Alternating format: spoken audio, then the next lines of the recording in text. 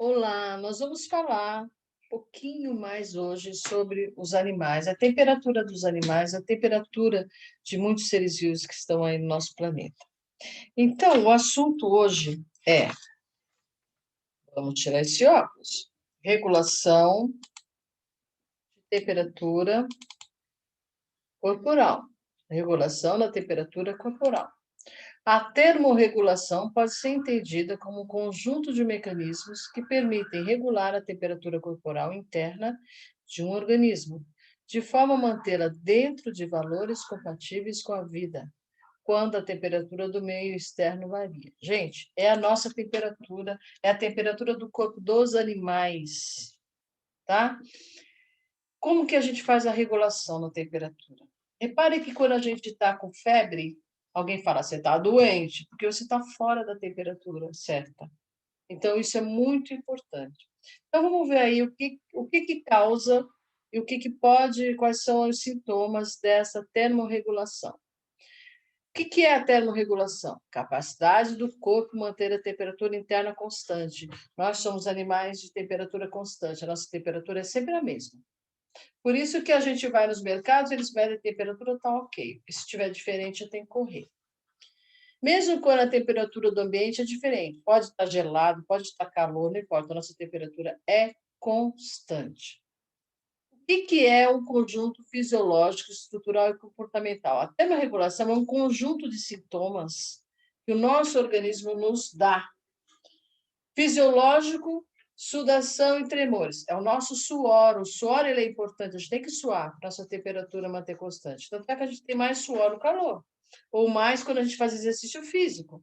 Tremores, se você tiver qualquer problema de temperatura, já dá o tremor. Estruturais, espessa camada de gordura. Alguns animais, dependendo da região onde ele vive, se for região gelada, eles são gordos e grandes, por quê? Porque a camada de gordura, ela ajuda a eles aguentarem o calor, que é o caso do urso polar, é o caso da baleia, de regiões geladas. Comportamentais, abrigar-se ao sol, né? Abrigar-se do sol.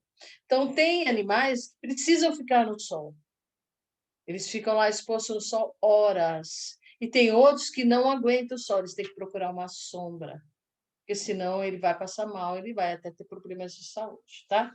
Então, aí embaixo nós temos o ser humano, ele procura a sombra, porque nós somos um animal de sangue quente, a gente não aguenta muito calor. O urso polar, olha, ele é gordinho, ele tem uma grossa camada de gordura para aguentar aquele gelo que está ali, porque não tem como, eles não têm roupa. A roupa deles é o pelo e a gordura. E os tremores nas mãos e a sudorese ali é fisiológico, tá? É o que pode acontecer com a gente. Então, está mostrando aí estruturais, fisiológicos, né? Agora, dependendo da sua temperatura, não, dependendo da temperatura dos animais, ela recebe um nome. Vamos ver por quê. Olha lá.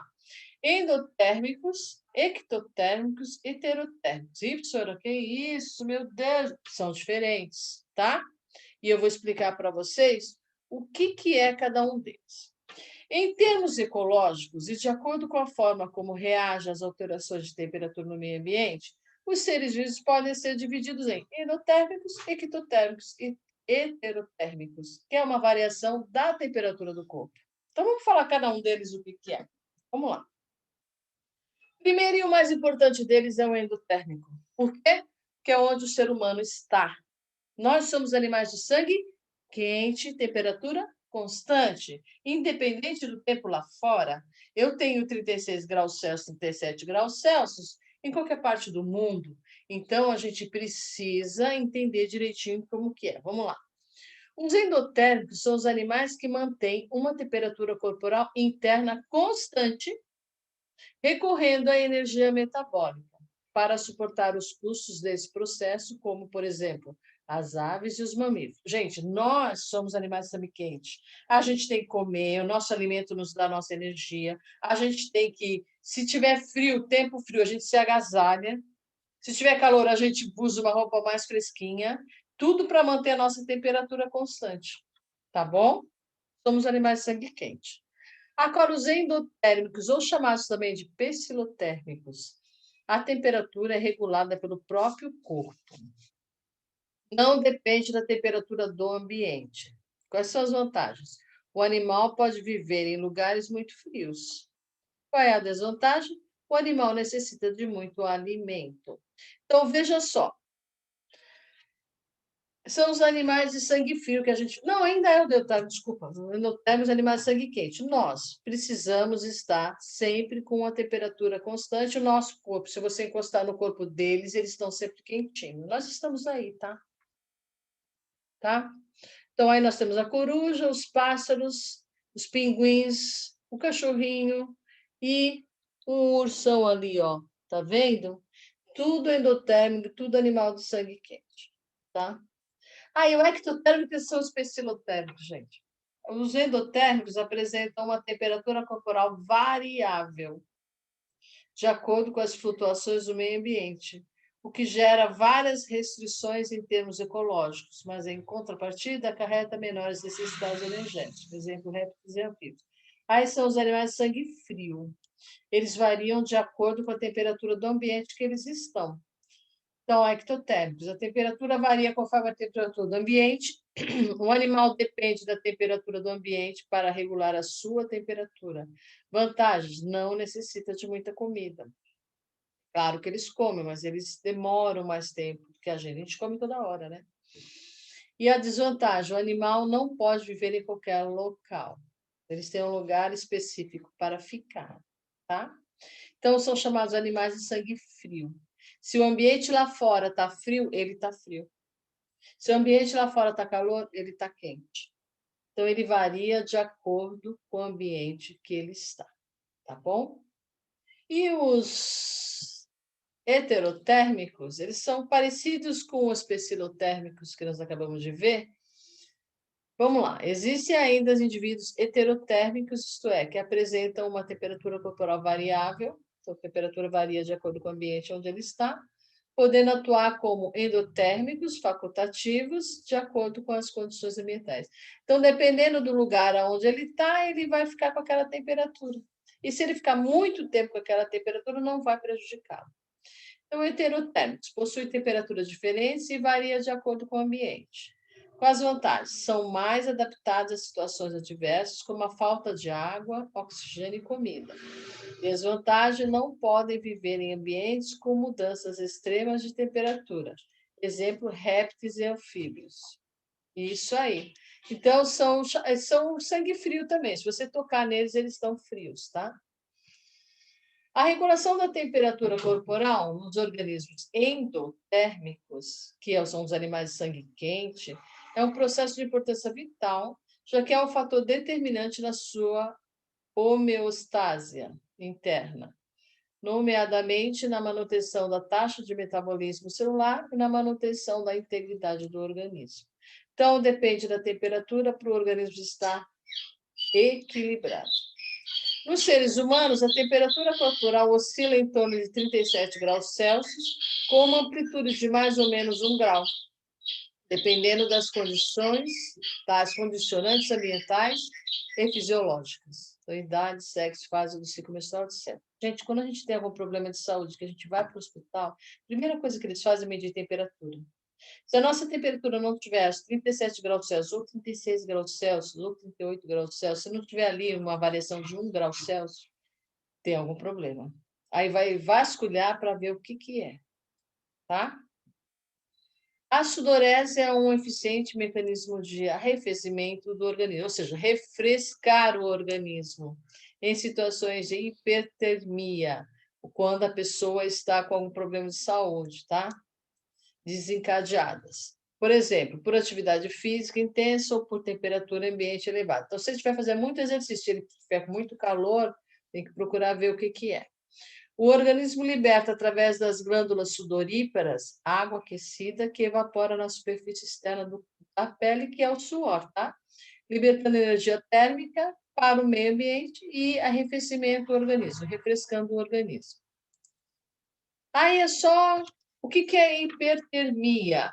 Temperatura do corpo alta, elevando, sudorese abundante, muito suor, Extremidades quentes, mãos muito quentes, pés muito quentes, são as extremidades. Sensação de calor, aquele abafado que a gente sente, então vê que o organismo está tendo alguma coisa de pressão e temperatura, tá? Então, após a leitura do texto, responda no seu caderno. Aí, são 5 questões que eu vou comentar assim por alto para vocês terem mais facilidade de vocês resolverem. Então, olha lá. Muitos animais regulam sua temperatura corporal através do comportamento, como buscar sol ou sombra ou aconchegando-se para receber calor. Cite 3 exemplos de animais que se comportam dessa forma. Então, aquecendo-se ao sol, nós temos iguana, cachorro e gato. Protegendo-se do sol, nós temos galinha, macaco e leão.